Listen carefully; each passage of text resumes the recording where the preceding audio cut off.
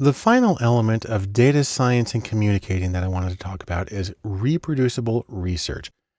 And you can think of it as this idea. You want to be able to play that song again. And the reason for that is data science projects are rarely one and done. Rather, they tend to be incremental, they tend to be cumulative, and they tend to adapt to the circumstances that they're working in. So one of the important things here, probably if you want to summarize it very briefly, is this: show your work. There's a few reasons for this. You may have to revise your research at a later date, your own analyses. You may be doing another project and you want to borrow something from previous studies. More likely, you'll have to hand it off to somebody else at a future point, and they're going to have to be able to understand what you did. And then there's the very significant issue in both scientific and economic research of accountability. You have to be able to show that you did things in a responsible way and that your conclusions are justified. That's for clients, funding agencies, regulators, academic reviewers, any number of people.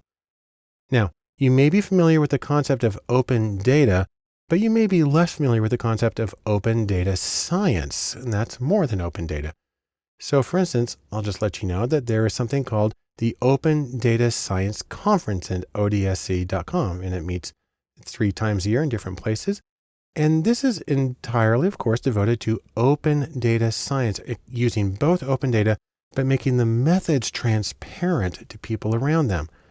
One thing that can make this really simple is something called the Open Science Framework, which is at osf.io.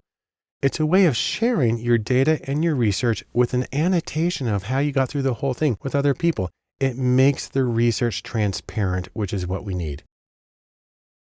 One of my professional organizations, the Association for Psychological Science, has a major initiative on this called Open Practices, where they are strongly encouraging people to share their data as much as is ethically permissible, and to absolutely share their methods before they even conduct a study as a way of getting rigorous intellectual honesty and accountability. Now, another step in all of this is to archive your data, make that information available, put it on the shelf. And what you want to do here is you want to archive all of your data sets, both the totally raw before you did anything with a data set and every step in process until your final clean data set. Along with that, you want to archive all of the code that you used to process and analyze the data. If you used a programming language like R or Python, that's really simple. If you used a program like SPSS, you need to save the syntax files, and then it can be done that way. And again, no matter what, make sure to comment liberally and explain yourself. Now, part of that is you need to be able to explain your process, because you're not just this lone person sitting on the sofa working by yourself. You're with other people, and you need to explain why you did it the way that you did. You need to explain the choices, the consequences of those choices, the times that you had to backtrack and try it over again. This all also works into the principle of future-proofing your work. You want to do a few things here. Number one, the data. You want to store the data in non-proprietary formats like a CSV or comma-separated values file, because anything could read CSV files. If you stored it in the proprietary SPSS.save format, you might be in a lot of trouble when somebody tries to use it later and they can't open it. Also, there's storage. You want to place all of your files in a secure, accessible location like GitHub. It's probably one of the best choices. And then the code, you may want to use something like a dependency management package like PackRat for R or virtual environment for Python as a way of making sure that the packages that you use, that there are always versions that work, because sometimes things get updated and it gets broken. This is a way of making sure that the system that you have will always work. Overall, you can think of this too. You want to explain yourself, and a neat way to do that is to put your narrative in a notebook. Now, you can have a physical lab book, but you can also do digital books. A really common one, especially if you're using Python, is Jupyter with a Y there in the middle. The Jupyter notebooks are interactive notebooks. So here's a screenshot of a very simple one I made in Python. And you have titles, you have text, you have the graphics.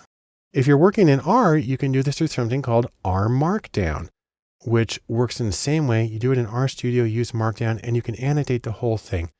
Get more information about that at rmarkdown.rstudio.com. And so for instance, here's an R analysis I did, and is you see the code on the left and you see the markdown version on the right.